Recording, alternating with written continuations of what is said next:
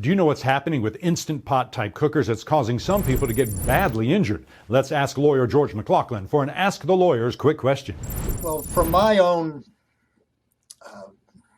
disassembly of these products, having looked at how the safety mechanism works, it appears to me that under some circumstances, there's a little pin in the lid of the product that is supposed to function in a way that keeps the lid from turning. For some reason, that pin is not keeping the lid from turning open.